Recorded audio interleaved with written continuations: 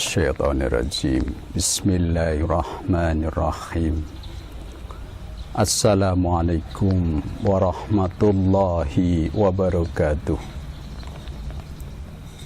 Innal hamdalillah nahmaduhu wa nasta'inuhu wa nastaghfiruh wa na'udzu billahi min syururi anfusina wa min sayyiati a'malina. May yahdihillahu fala mudhillalah wa man yudlil fala hadiyalah. Asyhadu an la ilaha illallah wahdahu la syarikalah wa asyhadu anna Muhammadan abduhu wa rasuluh. Rabbis shrah li sadri wa yassir li amri wahlul 'uqdatam min lisani yafqahu qawli. Amma ba'd. Bapak-bapak, ibu-ibu, kaum muslimin rahimakumullah. Alhamdulillah, sampai hari ini Allah masih berkenan kepada kita memberikan karunia nikmat sehat, sehingga pada hari ini kita bisa menunaikan Syam Ramadan, dan di malam harinya kita tegakkan Qiyam Ramadan. Berharap bahwa amal ibadah kita di bulan ini diterima di sisi Allah Subhanahu wa ta'ala. Bapak Ibu kaum muslimin rahimakumullah, kita hari ini tengah diuji oleh Allah dengan wabah. Konon wabah ini tidak ada obatnya. Untuk itulah kita perlu belajar. Kita perlu introspeksi, melihat masa lalu. Kita bisa belajar dari generasi umat terdahulu. Karena setiap musibah pasti disebabkan oleh amal perbuatan manusia itu sendiri. Allah tidak mungkin mendolimi hambanya. Musibah terjadi dikarenakan hambanya itulah yang telah melakukan kesalahan. Untuk itulah Al-Quran jauh-jauh sebelumnya telah memberitahukan kepada kita musibah-musibah yang menimpa umat-umat terdahulu pasti disebabkan oleh kebodohan umat itu sendiri. Dalam Al-Quran, Allah sendiri telah membuat satu pengajaran dengan menggunakan bahasa permisalan. Yang dengan permisalan ini kita bisa mengambil pelajaran. Dalam Al-Quran surat An-Nahl, surat yang ke-16, ayat yang ke-112, dalam Al-Quran Allah terangkan, Allah jelaskan, A'udzubillahi minasyaitonirrajim. Bismillahirrahmanirrahim. Daraballahu mathalan qaryatan kanat aminatan mutmainatan ya'tiha rizquha ragadan min kulli makanin wa kafarat bi an'amillah wa adaqahallahu bi libasal ju' wal khauf bima kanu yasna'un. Wa daraballahu mathalan qaryatan. Allah telah membuat satu permisalan satu negeri yang negeri tersebut aminatan mutmainatan. Negeri tersebut aman dan damai. Aminatan mutmainatan. Ya'tiha rizquha rogodan. Yang rizkinya datangnya begitu melimpah. Min kulli makanin. Rizkinya datang dari berbagai tempat. Begitu melimpah rizki yang datang ke suatu negeri tersebut. Wa kafarat bi an'umillah. Akan tetapi ketika Allah menguji negeri yang aman, negeri yang damai, dikaruniakan negeri yang aman dan damai, juga rezeki yang melimpah. Ini satu ujian. Apakah dengan rezeki yang melimpah, aman, damai, hidup tentram, tidak ada kejahatan, kemudian menjadikan penduduk satu negeri ini bersyukur? Dalam ayat tersebut dikatakan wa kafarat bi an'umillah. Mereka justru dikarunia negeri yang aman, damai, rezeki melimpah, tetapi mereka kafir, mereka ingkar terhadap nikmat Allah. Mereka tidak mau bersyukur. Mereka lalai dari kewajiban sebagai manusia. Wa ma khalaqtul jinna wal insa illa liya'budun. Dan tidaklah Allah ciptakan jin dan manusia kecuali untuk beribadah. Yang seharusnya ketika diberi aman, rasa damai, rasa tentram, rezekinya kecukupan, melimpah, mereka tinggal beribadah dengan damai, dengan tentram. Akan tetapi justru penduduk satu negeri tersebut malah ingkar terhadap nikmat Allah. Mereka tidak mau mensyukuri nikmat yang begitu baik dari Allah Subhanahu wa taala, sang pemberi rezeki. Maka Allah katakan, fa'adaqahallahu libasal ju' wal khauf bima kanu yasna'un. Allah timpakan kepada mereka, Allah rasakan kepada mereka al-ju', lapar, kelaparan. Kemudian wal khauf, rasa ketakutan. Bima kanu yasna'un. Dikarenakan mereka mendapatkan musibah, ditimpa musibah, dikarenakan perbuatan mereka sendiri. Bapak Ibu kaum muslimin rahimakumullah, jikalau kita pahami inilah sebenarnya yang kita tengah rasakan hari ini. Indonesia adalah negeri yang makmur, melimpah sumber kekayaannya. Akan tetapi manakala penduduknya tidak beriman, penduduknya kafir, ini adalah satu peringatan dari Allah Subhanahu wa taala. Allah begitu mudahnya menimpakan musibah.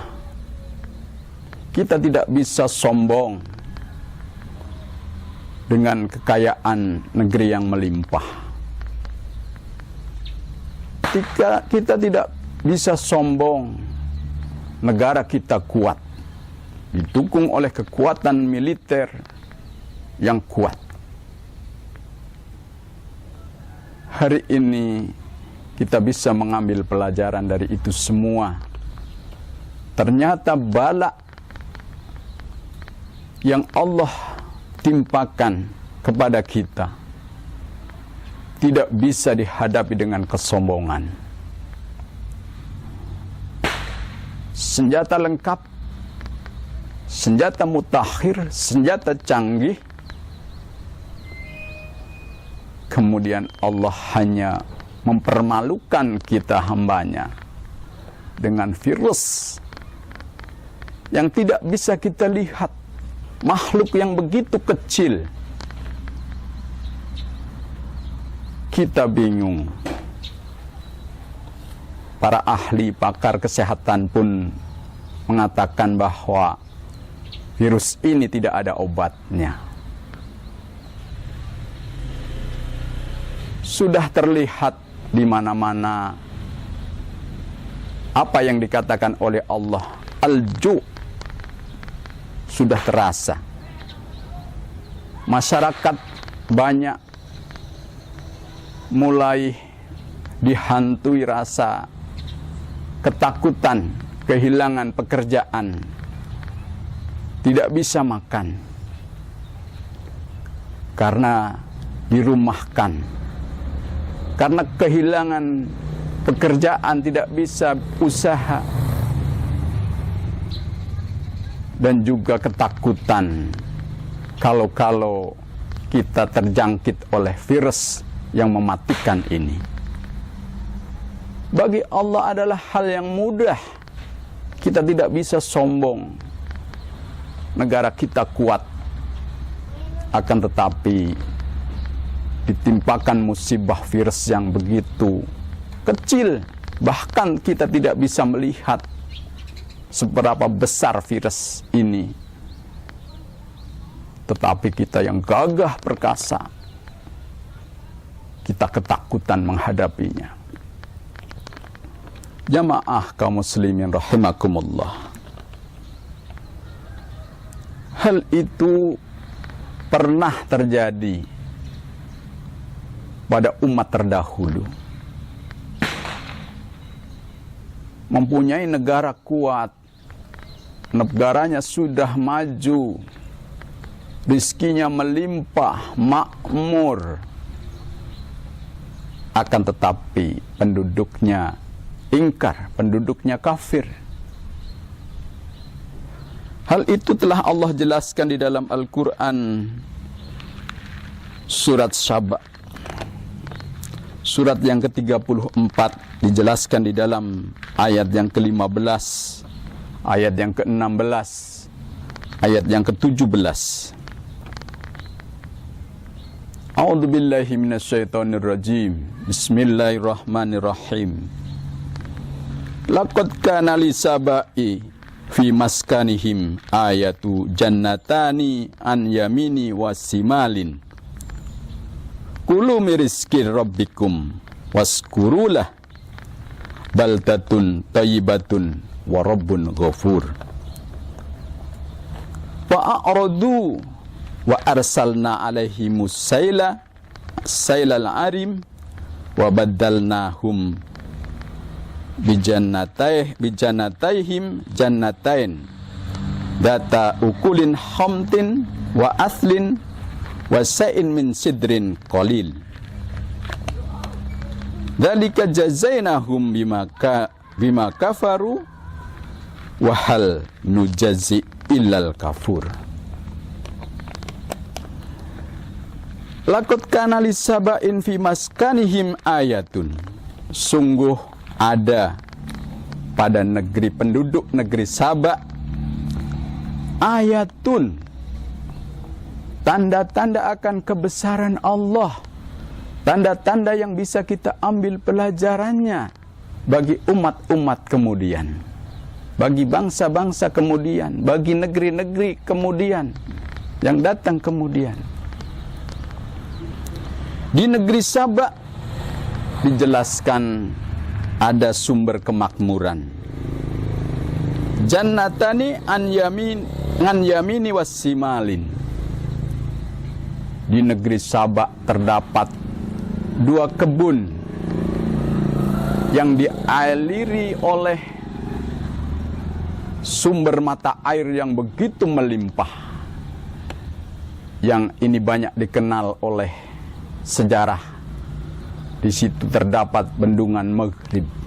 Bendungan yang begitu megah. Bangunan yang begitu airnya melimpah. Bisa untuk mengairi sawah ladang. Sehingga hasil panen melimpah. Jadi di negeri Saba ada 2 kebun di kanan dan kirinya yang dialiri oleh mata air yang cukup. Kulu min rizki rabbikum. Dari hasil pertanian, dari hasil perkebunan yang didapatkan dari penduduk Saba sungguh sangat memakmurkan, mencukupi untuk penduduk Saba. Maka Allah katakan, kulu min rizki rabbikum. Makanlah oleh kalian rizki yang telah Allah karuniakan kepada kalian. Dan juga apa perintah Allah selanjutnya? Washkurulah.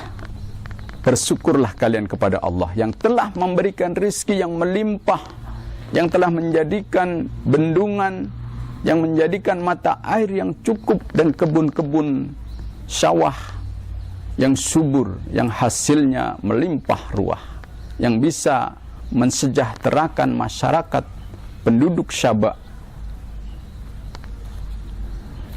Maka Allah katakan dalam satu ayatnya, baldatun thayyibatun. Negeri kalian adalah negeri yang baik.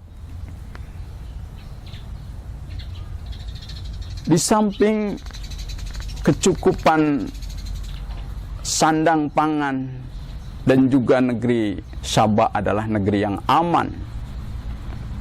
Dan dikatakan warabbun ghafur, dan Tuhan kalian adalah Maha Pengampun. Berawal dari sudah penduduknya tercukupi segala kebutuhannya, dibangun negeri Saba oleh orang-orang yang soleh tadinya. Akan tetapi perjalanan waktu, generasi-generasi berikutnya, mereka tidak menyadari bagaimana negeri Saba dibangun oleh orang-orang soleh, sehingga negeri tersebut atau negeri Saba dikaruniai negeri yang baldatun thayyibatun. Generasi selanjutnya lah yang mereka tidak menyadari bagaimana membangun negeri Saba. Sehingga dalam ayat yang ke-16-nya dikatakan fa'aradu. Generasi selanjutnya adalah generasi yang tidak bisa mewarisi generasi pendahulunya, para pejuang pendiri negeri Saba. Mereka justru a'radu, banyak berbuat maksiat, banyak berbuat dosa. Dengan rezeki yang melimpah, justru tidak untuk menjadi bekal di dalam taat kepada Allah, beribadah kepada Allah. Tetapi rezeki yang melimpah untuk berfoya-foya, hidup bebas. Maka ketika kehidupan mereka menuruti hawa nafsunya sendiri, menuruti kehidupan bebas, menuruti keinginannya. Mereka tidak mau terikat oleh aturan-aturan Allah, tidak pernah memperhatikan hidupnya halal dan haram, berzina. Inilah sumber malapetaka. Ketika penduduknya hidup menuruti nafsunya sendiri, menuruti keinginan tanpa bimbingan wahyu Allah, maka Allah memperingatkan dalam ayat selanjutnya, wa arsalna alaihimus syailal arim. Maka Allah menimpakan kepada mereka malapetaka yang berupa syailal arim, bendungan maghrib, sumber mata air yang tadinya sumber kekayaan, sumber perbendaharaan, sumber untuk mengairi sawah ladang mereka, waduk atau dam, bendungan maghrib ini jebol. Maka terjadilah banjir bandang. Seluruh penduduknya yang berada di bawah bendungan semuanya mati terbawa arus bendungan maghrib yang jebol. Bagi Allah adalah hal yang mudah menjebolkan bendungan maghrib yang dirancang oleh para teknisi-teknisi, para insinyur, yang menurut riwayat kekuatan bendungan maghrib ini akan bertahan berabad-abad. Tetapi dikarenakan penduduknya maksiat, berbuat dosa, maka akhirnya bendungannya jebol.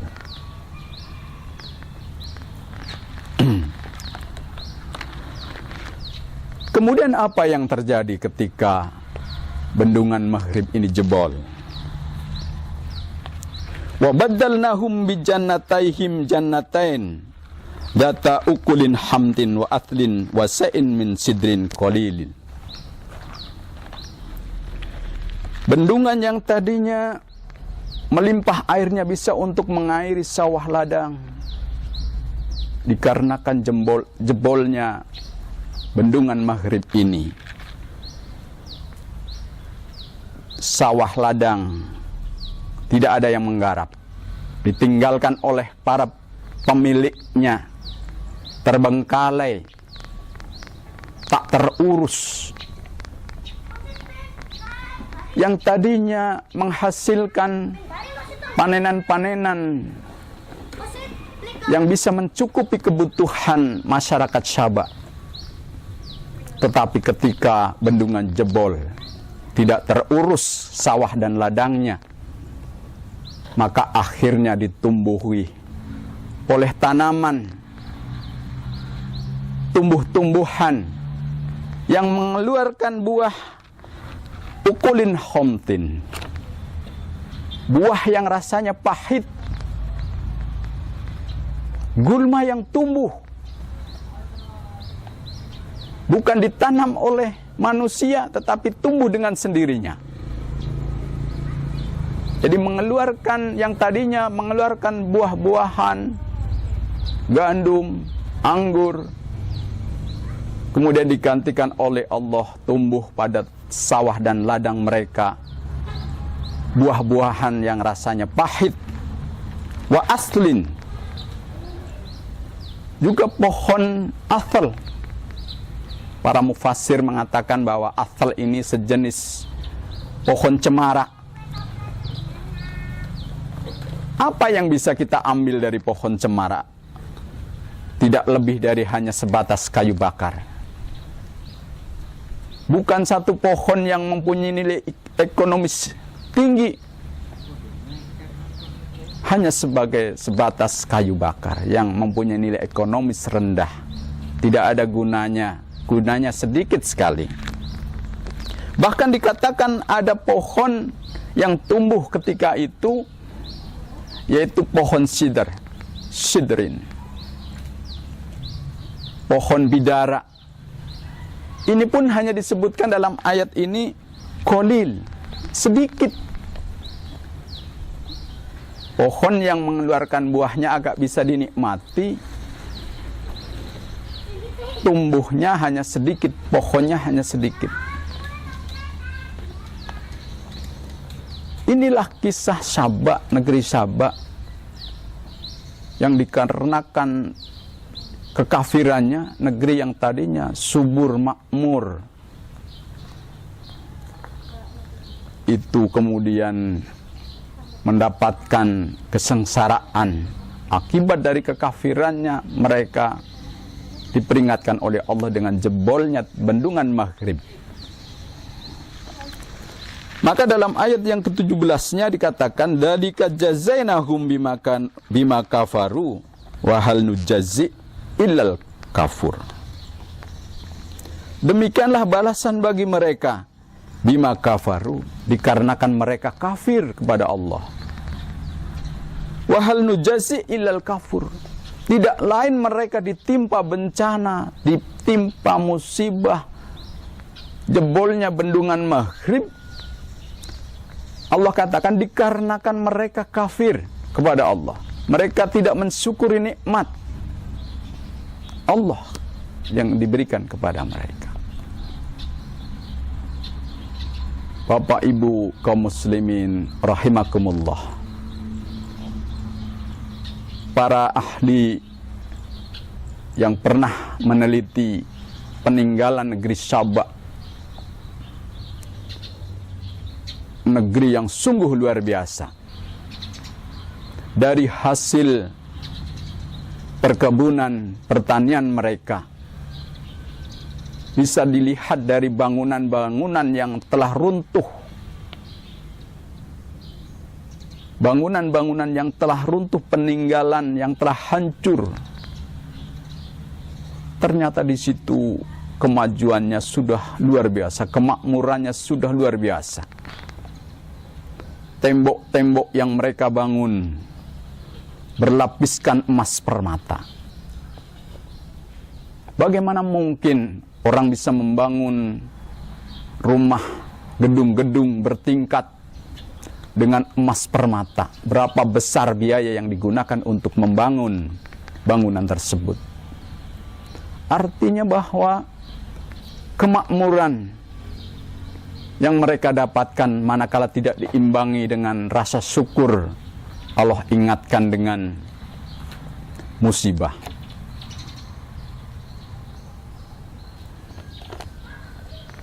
Di dalam Al-Quran, surat Al-A'raf, ayat yang ke-96, Allah mengingatkan kembali,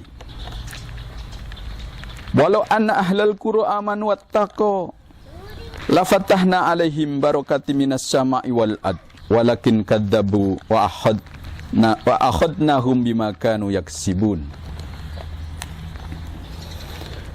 Sekiranya penduduk satu negeri beriman dan bertakwa kepada Allah, lafatahna alaihim barakati minas sama' wal ard, Allah akan limpahkan kepada mereka, penduduk satu negeri tersebut, berkah dari langit dan dari bumi. Hujannya berkah, hujan tidak menimbulkan musibah, hujan tidak menimbulkan banjir yang menyengsarakan, yang menenggelamkan rumah-rumah, tetapi hujan mengairi sawah ladang sehingga sawah ladangnya subur. Walakin kadzabu, akan tetapi manakala mereka mendustakan nikmat Allah,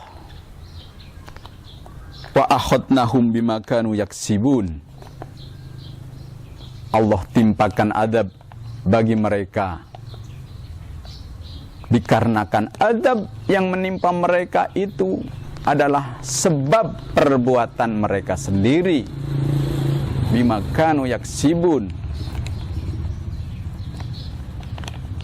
Jadi inilah nasihat Allah, bahwa sumber malapetaka yang sesungguhnya adalah kita ingkar kepada Allah. Kita tidak mau hidup dengan aturan-aturan Allah yang justru akan menyelamatkan hidup, membahagiakan hidup. Barangkali orang akan tidak percaya. Apa urusannya antara iman dan takwa dengan hancurnya satu negeri? Kesejahteraan ini adalah yang memberikan Allah. Akan tetapi manakala mereka tidak mau berterima kasih kepada Allah, justru mereka mensyirikatkan Allah, mereka banyak berbuat dosa, maka Allah timpakan bagi mereka musibah yang justru itu merugikan dirinya sendiri. Tidak hanya rugi di dalam kehidupan dunia, dan juga rugi kelak di yaumul akhir, karena mereka mati dalam kekafiran. Kuncinya adalah untuk membangun satu negeri, untuk terhindar dari berbagai macam musibah malapetaka. Kuncinya adalah iman dan takwa. Karena dengan iman dan takwa, insya Allah kecenderungan hidup manusia akan hidup baik, hidup benar, sehingga amal perbuatannya tidak mengarah kepada malapetaka. Musibah yang menimpa hari ini, virus ini adalah satu peringatan bahwa kita memang harus hidup secara Islam. Islam telah mengajarkan dengan toharohnya. Akan tetapi kita sekarang justru baru menyadari ketika musibah datang. Ketika musibah datang, himbauan-himbauan untuk bercuci tangan, pakai masker, bersuci yang diajarkan di dalam Islam, barulah dilakukan. Barangkali kita belum terlambat. Tubu ilallah, taubatlah kita kepada Allah. Perbaiki hidup kita, hidup sehat, hidup sebagaimana yang diajarkan oleh Allah dan Rasul-Nya.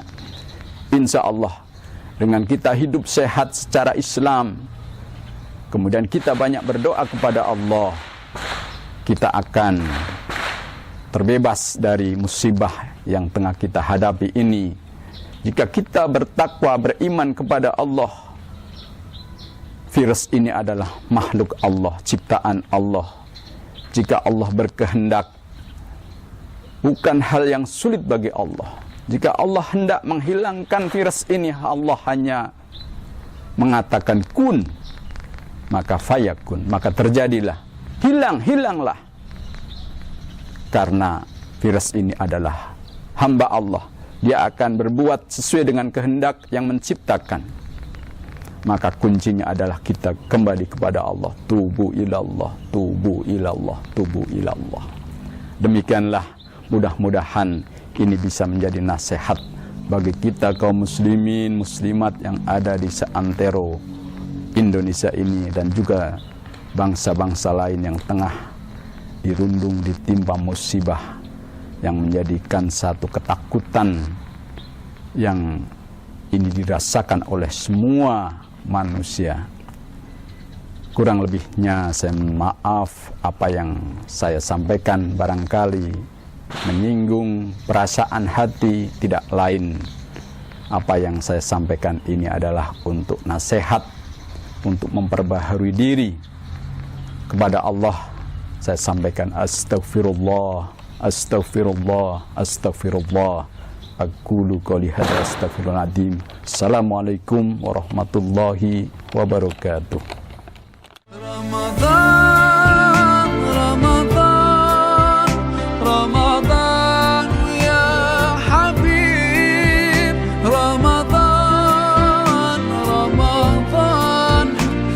the